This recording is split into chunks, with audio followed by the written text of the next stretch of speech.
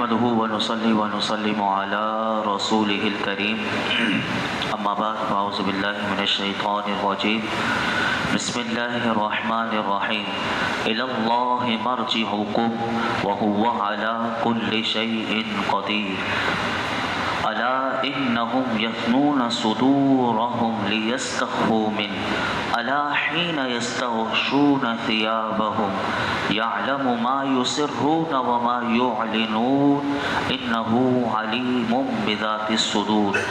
اللہ تبارک و تعالی ہی کی طرف تمہیں لوٹ کر جانا ہے اور وہ ہر چیز پر قدرت رکھنے والا ہے۔ سنو، وہ دوہرا کر رہے ہیں اپنے سینوں کو تاکہ چھپا لیں اللہ تعالی سے اپنے دلوں کا بغض۔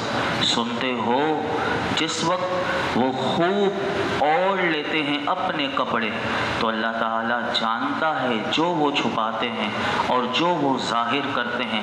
بلا شبہ وہ خوب جاننے والا ہے جو کچھ سینوں میں پوشیدہ ہے۔ اس آیت مبارکہ کا مفہوم یہ ہے کہ جب نبی کریم صلی اللہ علیہ وسلم قرآن کریم کی تلاوت کرتے یا حضور وعظ فرماتے تو منافق اور کافر بھی اس مجلس میں حضور کی موجود ہوتے۔ جس وقت قرآن پڑھا جاتا تو ان کو قرآن سے اور حضور سے بغض اتنا تھا کہ قرآن ان کا نقشہ کھینچ کر بتاتا ہے قرآن ہمیں بتا رہا ہے کہ جب وہ حضور کی مجلس میں موجود ہوتے تو کیا کرتے، اپنے سروں کو جھکا لیتے اور اپنے سینوں کو دوہرا کر کے اپنی رانوں سے ملا لیتے، یعنی ان کے چہرے نظر نہ آئے۔ جس طرح عام مجلس میں اگر کوئی غم زدہ ہوتا ہے، جیسے یہ آلٹی پالٹی پاؤں کھڑا کر کے یوں منہ چھپا کر، جیسے میں بیٹھا ہوں اور منہ نیچے کر کے کہ میرا کوئی منہ نہ دیکھے، اس طرح یہ منافق اور یہ کافر کر لیا کرتے تھے۔ اور کیوں کیا کرتے تھے تو اس کی وجہ بتائی، تاکہ وہ حضور کی نگاہوں سے چھپ جائیں اور حضور ان کی طرف متوجہ ہو کر براہ راست ان سے خطاب فرمائے اور ان کی کور جو باطنی تھی اس پر سرزنش فرمائے۔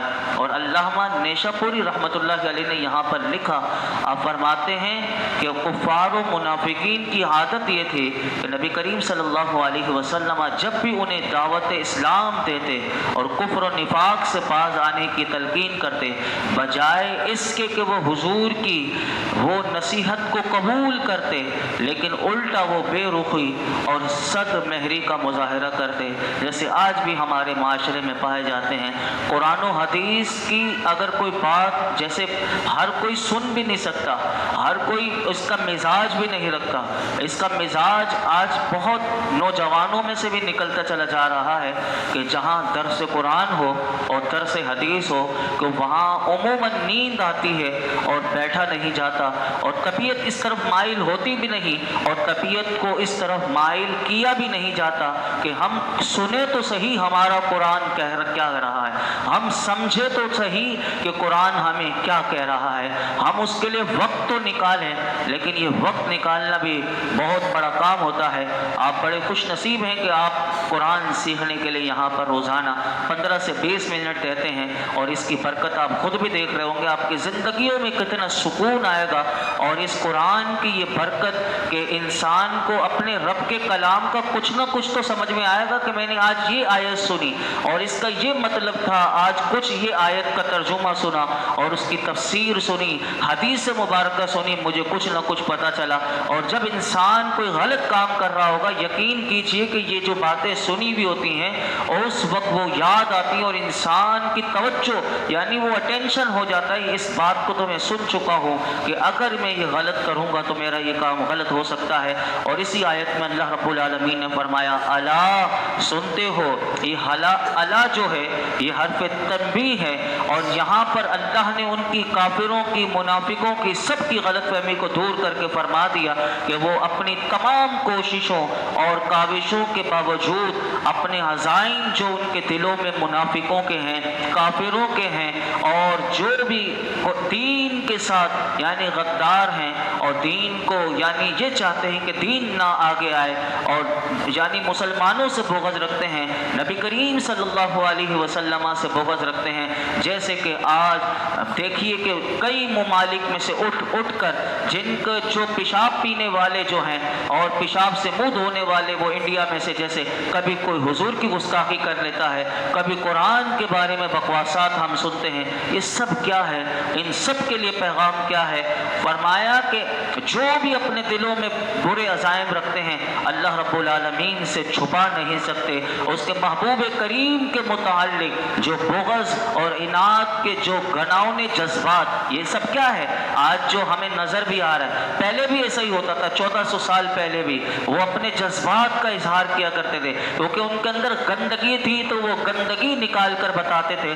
قرآن کہتا ہے کہ تم میرے محبوب سے کے متعلق جو اپنے دلوں میں بغض اور عناد رکھتے ہو اور پھر اس کے جو گھناؤنے جذبات کا اظہار کرتے ہو اور اپنے دل کے نہا خانوں میں بڑی مہارت سے تم چھپائے ہوئے ہو، تو یاد رکھو کہ اللہ اس سے اچھی طرح آگاہ ہے۔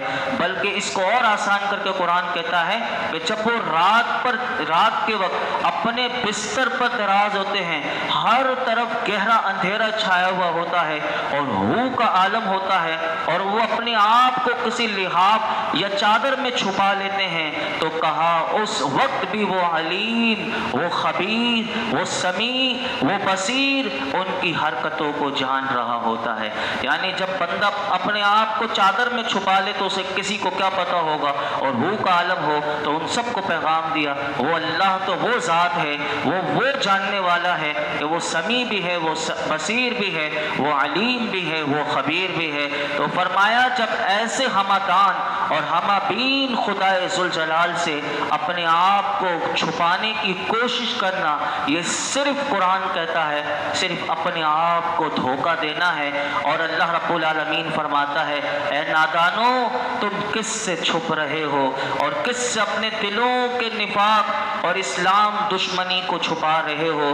آج بھی جو ہمارے اندر بھی پاکستان میں ایسے لوگ موجود ہیں کہ جن کے دلوں میں اسلام دشمنی ہے، لیکن انہوں نے مسلمانوں کا لیبل اپنے اوپر لگایا ہوا ہے، اور آج بھی ان کی دشمنی کبھی نہ کبھی کھل کر ہمارے سامنے آتی رہتی ہے۔ ان سب کے لیے اللہ رب العالمین فرما رہا ہے کہ اس ہمدان اور ہمبین سے جو تمہارے ظاہر کو بھی جانتا ہے، تمہارے باطن کو بھی، تمہارے اعمال کو بھی دیکھ رہا ہے، تم اس سے اپنے آپ کو چھپا کر اور جس کا تم برملا ارتکاب بھی کرتے ہو، تو یاد رکھو وہ ذات تو وہ ہے کہ تمہارے سینوں میں کوئی سا بھی راز چھپا ہوا ہو، اس کو ناکام بنانے میں اگر وہ چاہے تو تمہاری ساری کوششوں کو ناکام بنا دے۔ تو یاد رکھو کہ ایسے کاموں میں اپنا وقت ضائع نہ کرو۔ قرآن کہتا ہے آ جاؤ سیدھے راستے کی طرف۔ یہ قرآن کی سورہ یونس کی آخری 2 آیات کتنا زبردست پیغام دے رہی تھی۔ آگے 12ویں پارے کا آغاز دیکھیے کس شاندار سے ہوتا ہے۔ فرمایا وما من دابۃ فی الارض الا علی اللہ رزقها ویعلم مستقرها ومستودعها کل فی کتاب مبین۔ اور زمین پر چلنے والا کوئی جاندار ایسا نہیں کہ جس کا رزق اللہ کے ذمہ کرم پر نہ ہو، اور وہ ہر ایک کے ٹھکانے اور سپرد کیے جانے کی جگہ کو جانتا ہے۔ سب کچھ ایک ساتھ بیان کرنے والی کتاب میں موجود ہے۔ یہاں پر یاد رکھیے کہ دابہ کا لفظ آیا۔ دابہ سے مراد ہر وہ جانور جو زمین پر رینگ کر چلتا ہو، عرف میں اسے چوپائے کو دابہ کہتے ہیں، لیکن یاد رکھیے کہ علماء کہتے ہیں کہ اس آیت میں مطلقاً جاندار مراد ہے، وہ انسان بھی ہے اور تمام حیوانات بھی اس میں داخل ہے۔ اب یہ یاد رکھیے گا علامہ ساوی رحمۃ اللہ علیہ اس آیت کی تفسیر کرتے ہوئے آپ لکھتے ہیں کہ اس آیت سے یہ مراد نہیں کہ جانداروں کو رزق دینا اللہ کے اوپر واجب ہے۔ یہ یاد رکھیے گا کہ یہ جو آیت سے کوئی یہ نہ سمجھے کہ اللہ کے اوپر واجب ہے ہر جاندار کو رزق دینا، کیونکہ اللہ اس سے پاک ہے کہ اس پر کوئی چیز واجب ہو، بلکہ اس سے مراد یہ ہے کہ جانداروں کو رزق دینا اور ان کی کفالت کرنا، چاہے وہ جانوروں میں ہو یا انسانوں میں ہو، یعنی سب کو ملا کر مطلق جاندار بول دیا گیا، اس میں جانور بھی آ گئے، انسان بھی آ گئے۔ تو فرمایا جانداروں کو رزق دینا، ان کی کفالت کرنا اللہ رب العالمین نے اپنے ذمہ کرم پر لے لیا ہے۔ یہ اس کی رحمت ہے، یہ اس کا فضل ہے، اور وہ اپنے فضل کے خلاف نہیں کرتا۔ اور رزق کی ذمہ داری لینے کو علی وما من دابۃ فی الارض الا علی اللہ، یعنی علی اللہ، تو علماء کہتے ہیں یا علی اللہ، جو علی یہ حرف جار جو لایا گیا یہ کیوں بیان کیا؟ تو اس کا بھی ایک دیکھیں کیا علماء کس گہرائی میں جاتے ہیں، اس نقطے کو بیان کر رہے ہیں۔ کہا علی کے ساتھ اس لیے اللہ نے بیان کیا کہ بندے کا اپنے رب پر توکل مضبوط ہو کہ وہ رزق حاصل کرنے کے لیے اسباب کو اختیار کرے، یعنی کوئی سا بھی کاروبار کرے، نوکری کرے، لیکن محنت کے لیے اسباب اختیار کرے کہ مجھے رزق کمانا ہے۔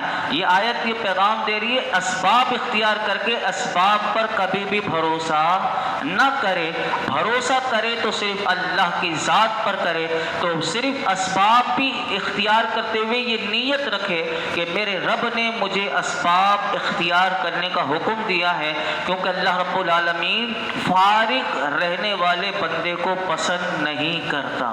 جو فارغ رہ کر سمجھے کہ مجھے بس مفت کی روٹی ملتی رہے اور میں کوئی محنت نہ کروں، کوئی کوشش نہ کروں، ایسے شخص کو اللہ پسند نہیں کرتا۔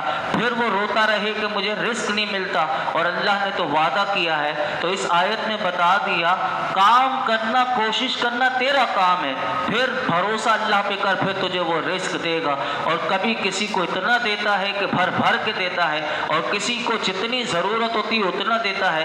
جس کو جو مل رہا ہے وہ اس کے نصیب کا، اور جتنا ملنا چاہیے وہ اتنا ہی اس کو مل رہا ہے۔ تو یہاں پر یہ بات بتائی گئی۔ اور زمین کے جانداروں کا بطور خاص اس لیے اللہ رب العالمین نے ذکر فرمایا کہ یہ غذاؤں کے محتاج ہیں۔ اور یاد رکھیے گا آسمانی جاندار جیسے فرشتے ہیں اور حورین ہیں، یہ اس آسمانی جو ہم رزق کے محتاج ہیں، یہ آسمانی فرشتے اور حورین جن کو اللہ نے بنا دیا یہ اس کے محتاج نہیں ہیں۔ تو پھر وہ کیا کھاتے ہیں، ان کا رزق کیا ہے؟ تو علماء نے لکھا کہ یہ فرشتے جو ہیں ان کی غذا صرف اللہ کا ذکر ہے، یعنی اللہ کا ذکر، حور کا ذکر، یعنی اللہ، حور بھی اللہ کا ذکر کرتی ہے، فرشتے بھی اللہ کا ذکر کرتے ہیں، یعنی آسمانی جتنی مخلوق ہے وہ سب اللہ کے ذکر میں تسبیح و تحلیل میں مصروف ہیں، اسی سے انہیں طاقت ملتی ہے۔ اور ہمارے لیے بھی حدیث پاک میں ایک آتا ہے، میں نے پڑھا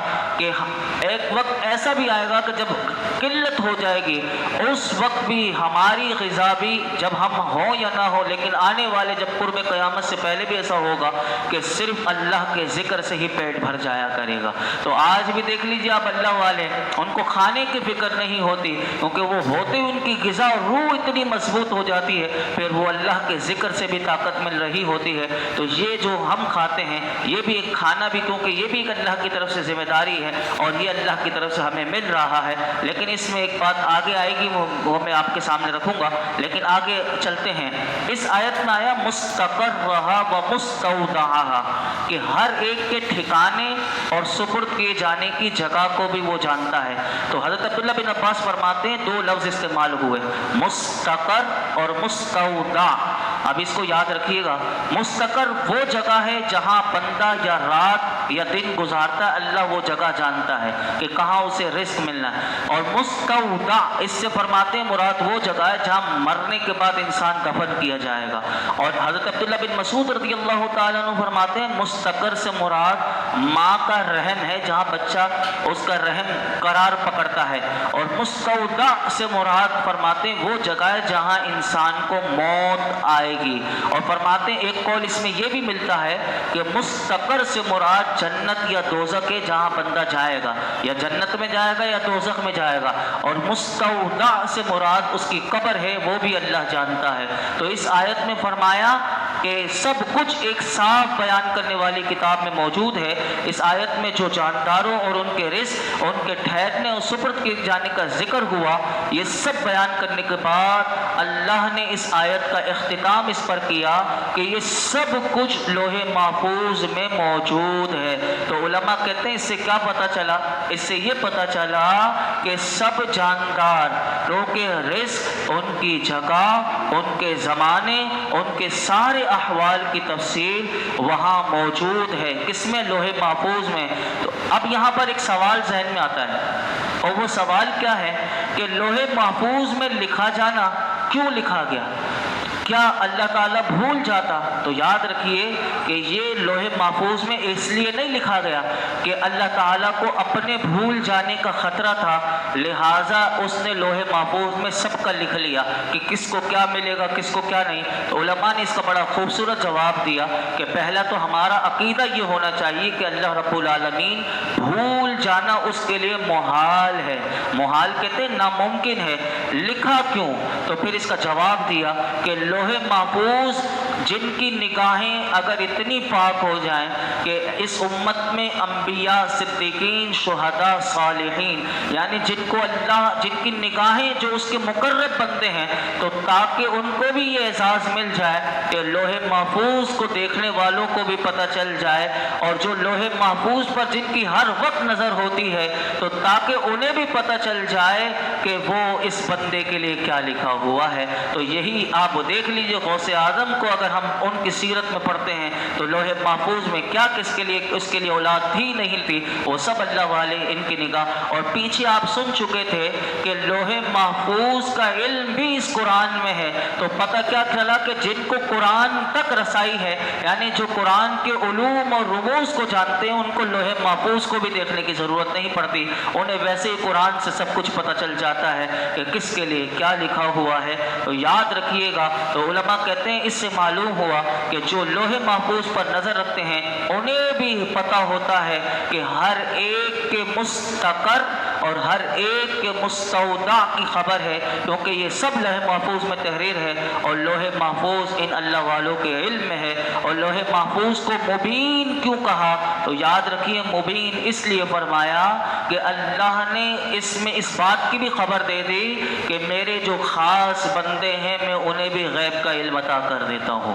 یعنی اللہ نے مبین فرما کے یہ بتا دیا کہ جو میرے خاص بندے ہیں میں انہیں اپنے راز ان کو بھی بتا دیتا ہوں، اور غیبوں کی خبر انہیں بھی ہو جاتی ہے۔ اللہ رب العالمین اس قرآن حکیم کی ہمیں قدر عطا فرمائے۔ الحمدللہ رب العالمین، والصلاة والسلام علی سید الانبیاء والمرسلین وعلی آلہ واصحابہ اجمعین۔ اے اللہ پاک جو کچھ ہم نے سنایا اس میں کوئی غلطی کوتاہی ہو معاف فرما، اپنی بارگاہ میں شرف قبولیت عطا فرما، ہمیں اخلاص کے ساتھ یقین کے ساتھ سیکھنے سکھانے کی توفیق عطا فرما، ہمارے لیے سمجھنا سمجھانا اور عمل کرنا آسان کر دے، آسان کر دے، آسان کر دے۔ اے رب کریم ہمیں قرآن و حکیم کی تلاوت کی شب و روز توفیق عطا کر دے۔